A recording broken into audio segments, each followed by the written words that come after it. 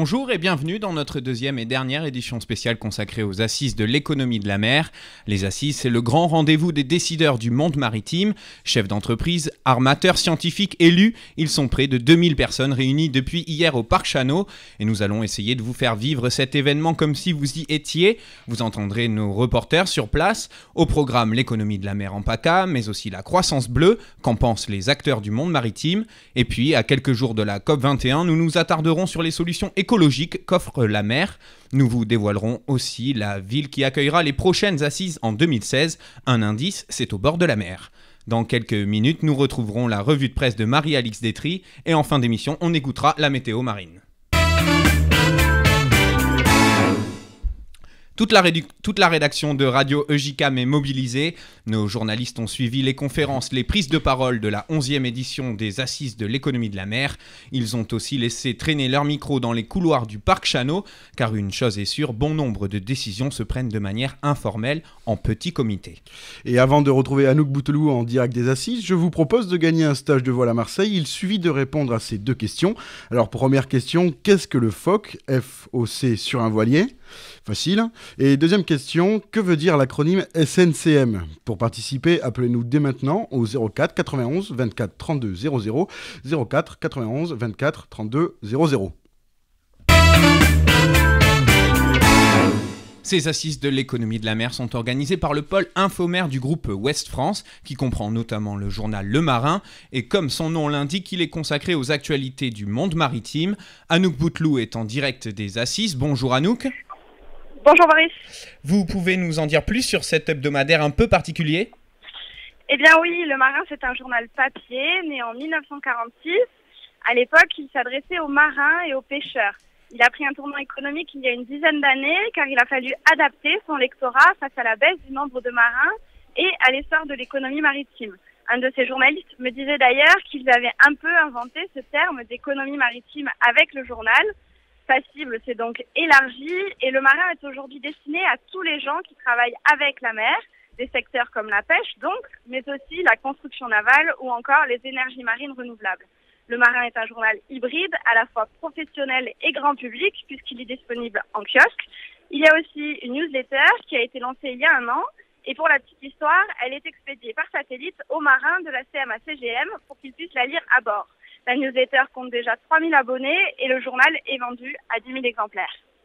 Vous le disiez, on peut trouver Le Marin en kiosque à Marseille. Il est lu actuellement par un petit millier de personnes dans les Bouches-du-Rhône. On le disait, il y a le programme officiel et puis, dans l'ambiance feutrée du parc Chano, Loïs Elzière a rencontré ceux qui prennent des décisions dans les coulisses. Yann Choty vend des formations de survie en mer.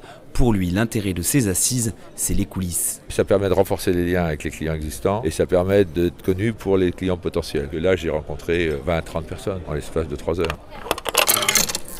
Ici, ce ne sont pas forcément les conférenciers qui attirent le plus de monde. Il y a des gens qui ne vont pas aux conférences, qui font que du temps au café, vous avez bien vu. Voilà, les mecs qui sont dans leur bureau, il y en a un à Marseille, l'autre qui est à Paris, l'autre je ne sais pas où dans le monde. Là, ils sont tous les 3 là ou tous les 4 là, en train de discuter avec un grand chef, ou etc. etc. Oh, c'est unique, quoi. Si, je vous connais. Je suis passé chez vous. Voilà.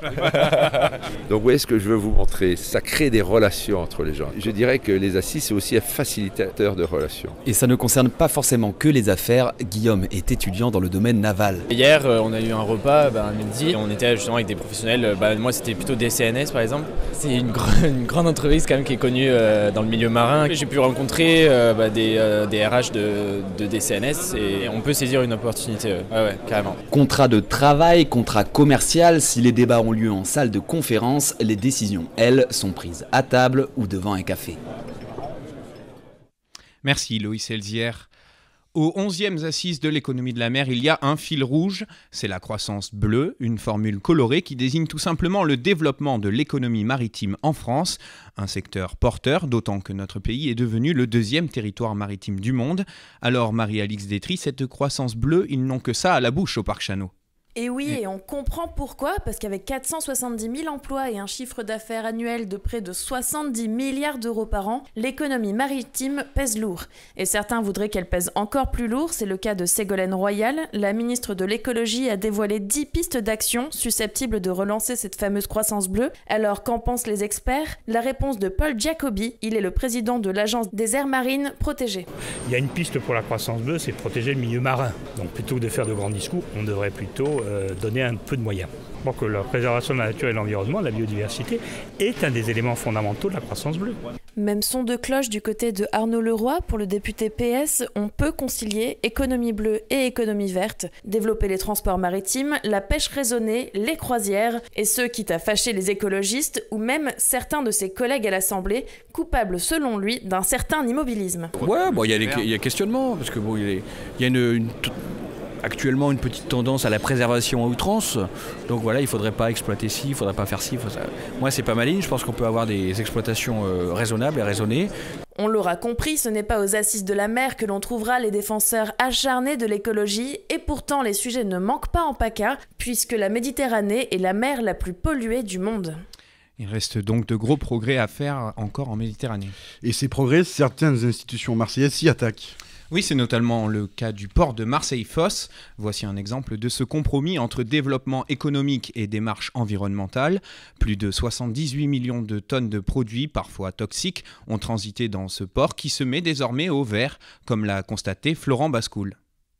Marseille-Fos s'est taillé une place incontournable dans le transport maritime en Méditerranée. Si l'entreprise met en avant ses compétences en matière de logistique, elle souhaite aussi apparaître comme un acteur éco-responsable. Vincent Mutel, responsable communication du port. Le port s'inscrit depuis de nombreuses années déjà dans le développement durable. Les premiers projets datent d'il y a une quinzaine d'années maintenant. Ça se concrétise par des éoliennes, par exemple, sur les sites, en particulier dans les installations de Fos-sur-Mer. D'autres projets à plus long terme, comme le branchement des navires à quai. Donc là, on est plutôt sur les installations des bassins de Marseille. Donc les navires pourront se brancher directement à quai et ainsi couper leur moteur, donc ce qui produira beaucoup moins de pollution, bien sûr, pour l'environnement. Le port travaille aussi sur des solutions innovantes en matière d'énergie. Laurent Grimaldi évoque Picto, une plateforme d'innovation industrielle. Nous travaillons à l'implantation d'un projet qui est un réseau vapeur. Le but est de récupérer la vapeur déchets de certaines industries pour qu'elles puissent être fournies à d'autres industries qui, elles, ont besoin de vapeur pour intégrer cette matière première dans leur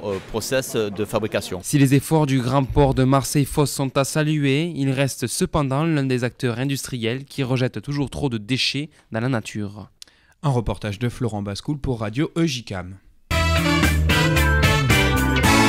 Le secteur maritime, un monde d'hommes, Maurice. Oui, c'est du moins ce qui se dit généralement, et pourtant de nombreuses femmes sont présentes dans les allées des assises.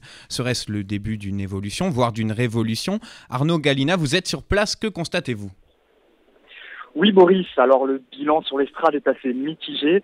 Je suis certain que vous adorez les maths, donc un rapide calcul. Sur 73 intervenants, seulement 7 sont des femmes, soit un family ratio de 9% des locuteurs au pupitre.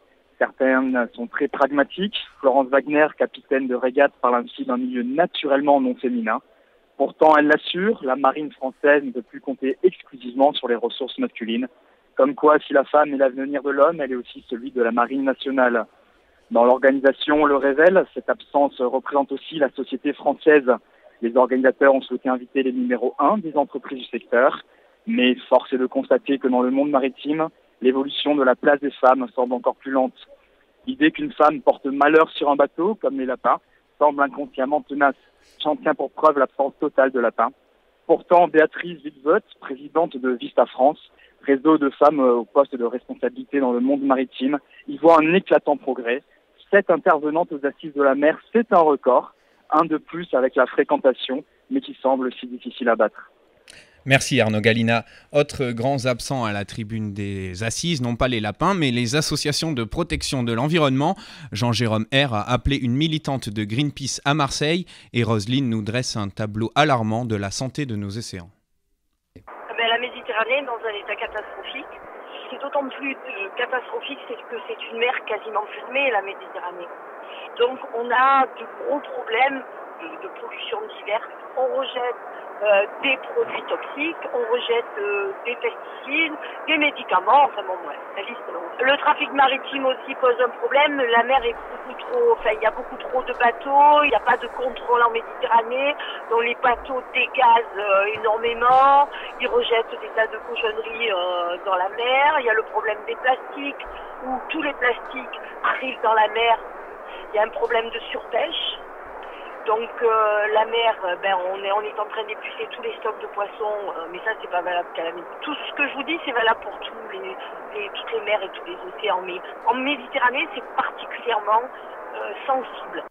Et pour les associations de protection de l'environnement, un rendez-vous incontournable se profile à Paris. C'est la COP21 sur le climat du 30 novembre au 11 décembre. Oui, et ce sera l'occasion de parler aussi des énergies renouvelables. Et aux assises de l'économie de la mer, on en parle déjà. Courant, marée, vent, les océans sont une gigantesque machine à produire de l'énergie. Le problème, c'est que la France est très en retard dans ce domaine. La ministre Ségolène Royal a fixé un objectif de 40% d'énergie renouvelable d'ici 2030. Mais nous sommes à la traîne, Jérôme Lègle. Oui Boris, la France est à la traîne et fait même figure de bonnet d'âne en Europe. Le constat de Nicolas Siri, directeur France pour les éoliennes offshore chez General Electric, est sans appel. On est en retard. Aujourd'hui, on a 0 MW d'éoliens offshore installés, alors que vous allez en Allemagne, en Angleterre, en Belgique, c'est plusieurs gigawatts, donc plusieurs milliers de mégawatts qui sont déjà installés. Nous, on en a 0. On va atteindre 3000 mégawatts à l'horizon 2025 à peu près installés, et quand dans les autres pays, ils seront à 10-15 gigawatts. Il faut maintenant travailler à combler ce retard. Les objectifs sont élevés, trop élevés peut-être. Il y avait un objectif de 6 gigawatts qui était fixé à l'horizon 2020. On sera à la moitié en 2025. Donc on est en retard sur notre propre objectif, qui était lui-même en retard par rapport aux objectifs des autres pays européens. Ces objectifs traduisent pourtant une volonté politique, mais pour Hervé Moulinier, vice-président du pôle mer Bretagne-Atlantique, ça n'est pas encore suffisant. Au niveau industriel, il y a une vraie volonté des acteurs de terrain parce qu'ils sentent bien la problématique. Après, au niveau de l'État, je pense qu'il y a eu un changement, il y a une vraie volonté politique. Elle existe au plus haut niveau, mais elle c'est pas traduit dans l'implémentation en fait, des politiques réelles énergétiques sur le terrain. Ça, c'est le rôle de l'État dans les politiques publiques de prendre un certain nombre de risques pour favoriser. L'État doit être facilitateur pour accélérer le processus et ne pas y aller à reculons. Pourtant, il y a urgence maintenant, même si Nicolas Siri rappelle qu'il faudra être patient. Le premier projet offshore qui a été lancé, dont l'appel d'offres a été lancé en 2011, devrait voir le jour en 2019-2020. Les temps de cycle sont très longs. Un reportage de Jérôme Lègle. On vous en a parlé hier, les algues peuvent servir de nourriture et de médicaments. Mais savez-vous qu'elles pourraient aussi faire avancer nos voitures? Comment? En étant transformées en biocarburant. Gabi Gorski est directeur de recherche au CNRS. Au micro d'Arnaud Galina, il nous explique la méthode. On a une grande quantité d'algues qui deviennent quasiment matérielles et pas liquides. Et ensuite, on les sépare, soit dans les bioréacteurs, soit dans d'autres grandes cuves, disons. On sépare la partie qui est explosive, qui peut être utilisée comme carburant, et on récupère le restant qui est la biomasse. Et cette biomasse-là peut ensuite être encore traitée afin d'extraire certains éléments qui peuvent être intéressants, par exemple pour des crèmes solaires ou pour des inhibiteurs anti-UV ou qui peuvent être pourquoi pas les médicaments, et le reste peut être utilisé en tant que fertilisant. Donc j'espère qu'on pourra enrichir ou diminuer la consommation des carburants fossiles par la consommation de carburants non fossiles et que ces carburants-là pourront également diminuer l'utilisation des fertilisants qui est un gros problème pour la vie marine. Mais de son aveu, tout ça n'est encore qu'au stade expérimental. Et on accueille tout de suite notre première auditrice pour le jeu au téléphone. Bonjour Nadia. Bonjour. Vous êtes prête ? Je pense être prête, oui, c'est parti. Il n'y a pas de souci, j'y crois. Alors tout d'abord, qu'est-ce que le phoque sur un voilier ? Le phoque, FOC. Le phoque FOC sur un voilier. Je pense que c'est le nom donné à la voile triangulaire qui est à l'avant du bateau. Exactement, bien joué, bien joué. Ouais, alors, maintenant, deuxième question, que veut dire l'acronyme SNCM ? Vous savez, je suis une vraie Marseillaise, alors SNCM, je connais. C'est la Société Nationale Corse-Méditerranée. Bravo, bravo, vous êtes étonnante à croire que vous connaissez Marseille sur le bout des doigts et ainsi que la mer. Vous avez donc gagné un stage de voile à Marseille. La semaine prochaine, le week-end prochain, on vous dira plus tout à l'heure. Merci beaucoup Nadia. Je vous remercie. Au revoir. Au revoir.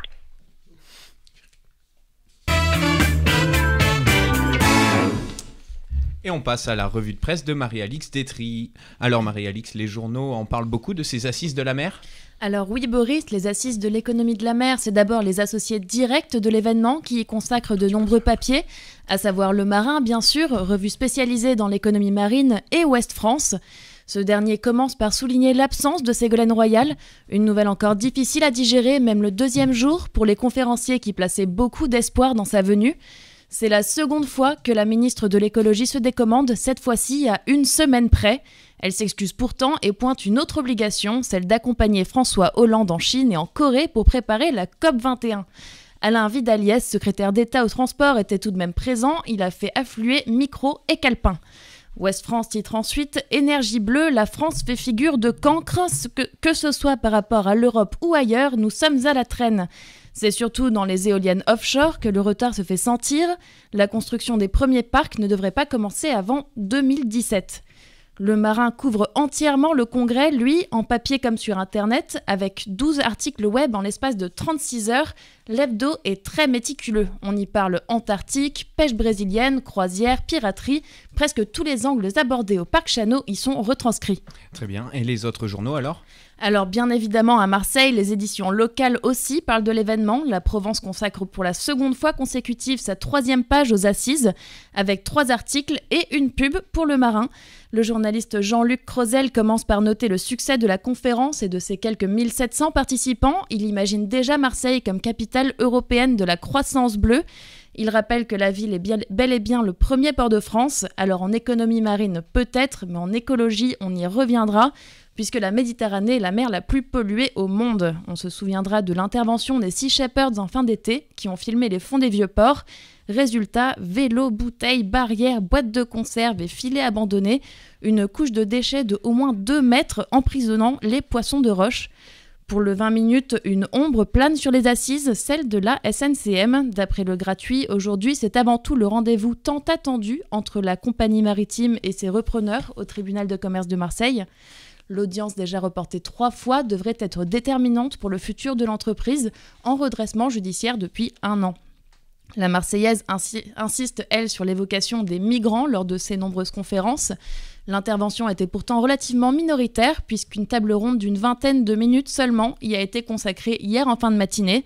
Mais si vous cherchez des photos de Mélenchon ou des interventions d'Annick Girardin, le mieux, c'est d'aller voir sur Twitter #AEM2015. Merci Marie-Alix Détry. Un secteur prometteur et en plein développement à présent, celui du marché pharmaceutique. Dans ce domaine, pourquoi la mer intéresse tant les chercheurs, Loïs Elzière ? Eh bien parce que Boris, dans les profondeurs de l'océan, se cachent des organismes qui développent des facultés assez incroyables et qui intéressent beaucoup les chercheurs de l'industrie pharmaceutique. Quelques exemples, les œufs d'étoiles de mer recèlent des protéines aidant à lutter contre le cancer du poumon, ou ces bactéries marines considérées comme les antibiotiques du futur. Un pôle de compétitivité, le pôle mer Méditerranée, a été mis en place pour investir ce domaine. Marie Loussuc en fait partie, elle nous explique pourquoi la France est devenue un acteur clé. On a la 2e zone ZEE au monde, zone économique exclusive au niveau maritime. On est juste derrière les États-Unis. Du coup, la France a vraiment des richesses et des ressources à faire valoir. Et on a beaucoup de compétences, tous nos membres, au niveau innovation, technologie. On va vraiment passer dans une 2e phase des pôles. Donc depuis 2005, les pôles ont été créés. Et c'est plus dans les projets seulement innovants. Ça va vraiment leur permettre d'être acteurs sur la scène internationale. Et aussi de ne pas rester au stade des innovations qui restent sur l'étagère, mais vraiment de commercialiser leurs produits. Commercialiser leurs produits et donc se positionner rapidement sur ce domaine prometteur pour l'industrie pharmaceutique. Vous le savez, un marché juteux. Alors pourquoi, à part Marie Loussuc, aucun de ses représentants n'était présent aux assises ? Lorsque j'ai posé la question aux organisateurs, ils semblaient un peu pris au dépourvu. Apparemment, les présentations n'ont pas encore été faites avec ces nouveaux acteurs de l'économie de la mer. Merci Loïs Elzière. En 15 ans, la France a perdu la moitié de sa flotte de pêche. Les 4500 bateaux restants ont une moyenne d'âge de 27 ans. Déjà de vieux loups de mer, il faut donc renouveler la flotte. Et les assises sont l'occasion d'en discuter, Adrien Jaouen. Oui, et même plus que d'en discuter, c'est vital pour Olivier Lenézat. Il est président du comité régional des pêches maritimes et des élevages marins en Bretagne. Et selon lui, une flotte vieillissante n'est plus dans son temps. Il faut renouveler cette flotte avec des navires, avec des coques beaucoup plus modernes, avec de la motorisation différente, avec aussi des engins de pêche plus sélectifs qui en même temps qui protègent la ressource halieutique, mais en même temps en se mettant en règle avec l'obligation de débarquement, mais aussi avec du fil ou des innovations technologiques sur les engins de pêche qui permettent de diminuer la consommation de carburant. Mais si l'on prend l'exemple d'un chalutier, un mètre à renouveler coûte 100 000 €. Sur des bateaux de 12 mètres, le coût est relativement élevé, d'autant plus que les banques ne veulent plus aider, comme s'indigne Christian Molinero, marin-pêcheur en Méditerranée depuis 1987. Même notre banque, le Crédit Maritime, demande tout un tas de choses qu'on ne nous demandait pas il y a 20 ans, parce qu'on faisait confiance à un jeune pêcheur qui arrivait. Mais le problème, il nous explique ça comme ça, c'est que sur la pêche, on a tellement peu de visibilité par rapport à la réglementation qui nous tombe dessus. Donc c'est pour ça qu'ils sont très frileux. En guise de consolation, Manuel Valls a promis des aides fiscales aux pêcheurs. Ils pourront avoir un crédit facilité avec la Banque publique d'investissement. Objectif, 300 rénovations ou nouveaux bateaux d'ici 6 ans. On aborde maintenant le dossier des migrants. Et oui, certains conférenciers en ont parlé, Jean-Dominique Giuliani notamment, il est le spécialiste Europe de la Fondation Robert Schuman et il dépeint une situation inédite en Méditerranée concernant l'exode des réfugiés. Marie-Alix Détry est allée à sa rencontre. Aujourd'hui, incontestablement, c'est l'Europe qui est le pays le plus riche, riverain de pays les moins riches ou en conflit. Donc il y a bien sûr l'attirance de l'Europe pour les pays d'Afrique, du Moyen-Orient et d'Asie, mais il y a en plus au Proche-Orient et en Asie un certain nombre de conflits récents qui poussent des familles entières à chercher à se mettre à l'abri dans un espace de droit, de sécurité où on est soigné, nourri, et donc forcément l'Europe. Ce serait quoi alors les solutions Elles sont déjà en train d'être mises en œuvre. Un accueil à peu près standardisé en Europe, des centres d'accueil pour pouvoir nourrir, héberger et renvoyer ceux qui voudraient entrer illégalement par ce biais-là en réclamant une protection internationale à laquelle ils n'ont pas droit. Et pour ce faire, Jean-Dominique Giuliani appelle à renforcer la marine nationale. Dans l'actualité sociale, la SNCM encore et toujours. Oui, même s'il n'y a pas de conférence sur ce dossier brûlant, on en parle forcément dans les couloirs du parc Chano, d'autant plus que c'est aujourd'hui que sont étudiées les offres de reprise par le tribunal de commerce de Marseille. Presque un an que les audiences s'enchaînent pour la SNCM. Cyril Crespi, vous êtes en direct des Assises de la mer. À un mois des élections régionales, le dossier est source de tension. Tout à fait, Boris. Certes, le représentant de la CGT SNCM a pu s'entretenir de manière informelle avec Renaud Muselier, qui représente le candidat Christian Estrosi du Parti Les Républicains. Mais Renaud Muselier refuse de dire clairement si la région provençale doit ou non soutenir la compagnie maritime.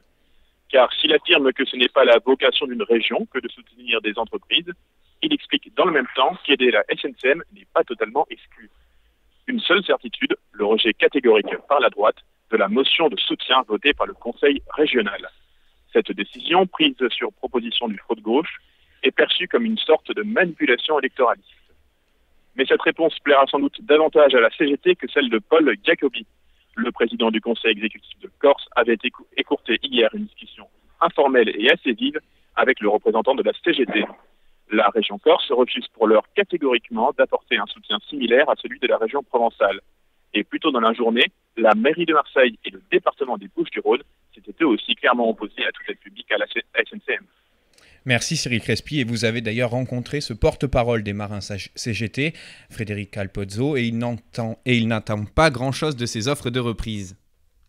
Dans ces conditions, avec des repreneurs qui ne sont pas véritablement intéressés par l'activité, pour nous il ne peut pas y avoir de reprise. Les garanties qui sont nécessaires à ce qu'il y ait une reprise réussie et durable ne sont pas au rendez-vous, puisque la SNCM dépend du contrat de service public de continuité territoriale entre la Corse et le continent. Étant donné que l'entreprise est profitable, qu'elle a un projet industriel avec des potentiels candidats, pour éviter que ces candidats ne voient que leur seul intérêt, c'est bien plus logique d'y associer les collectivités locales qui ont à gérer l'emploi et les retombées économiques sur leur territoire. La région PACA a voté ce principe.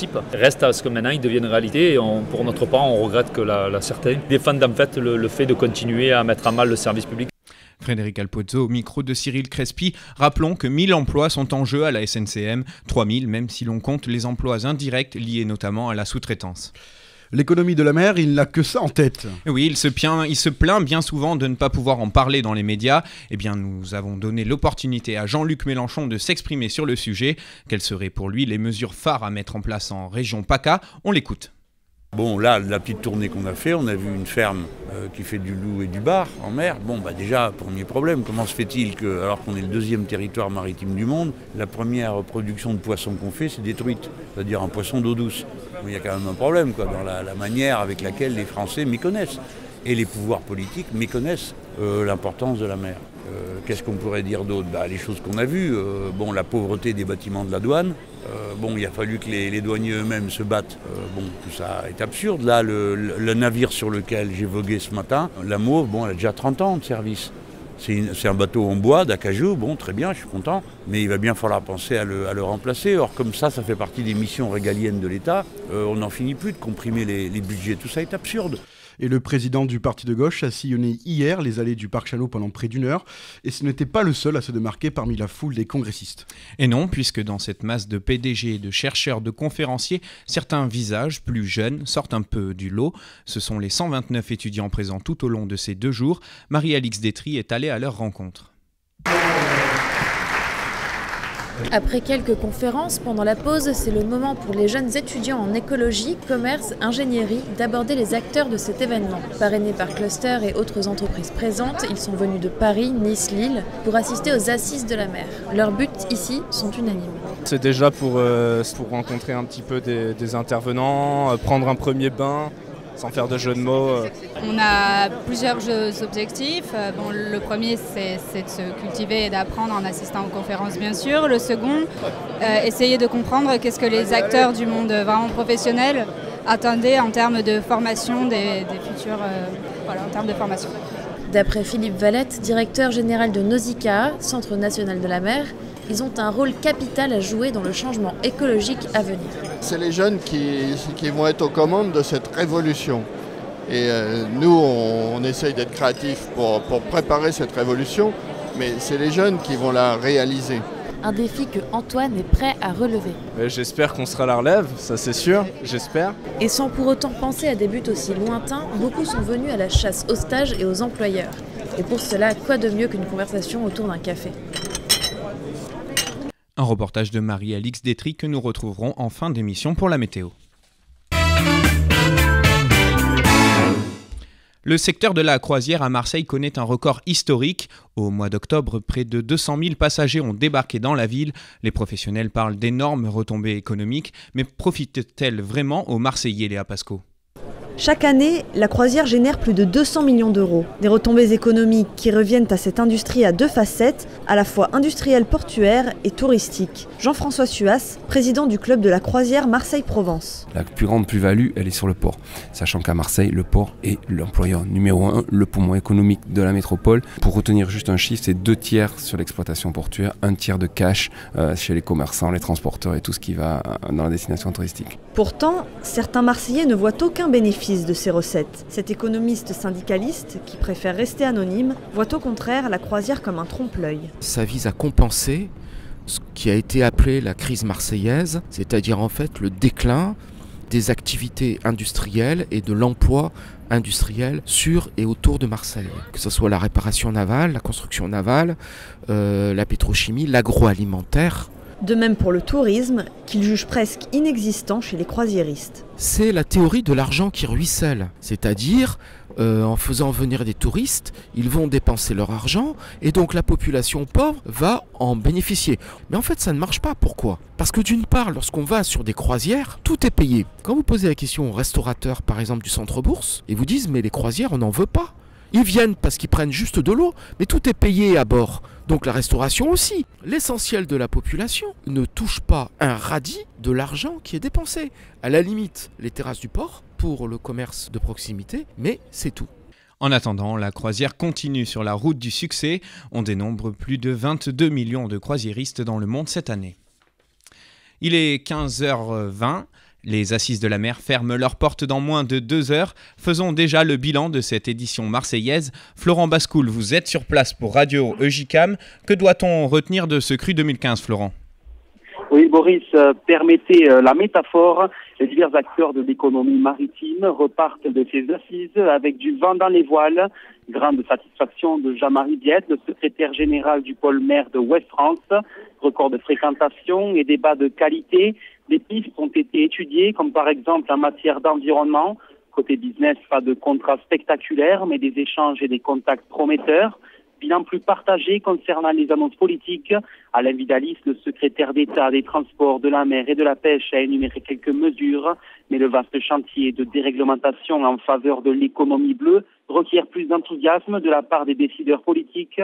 Le lieu des prochaines assises de la mer sonne comme un clin d'œil à la ministre de l'écologie Ségolène Royal, absente depuis 2 ans.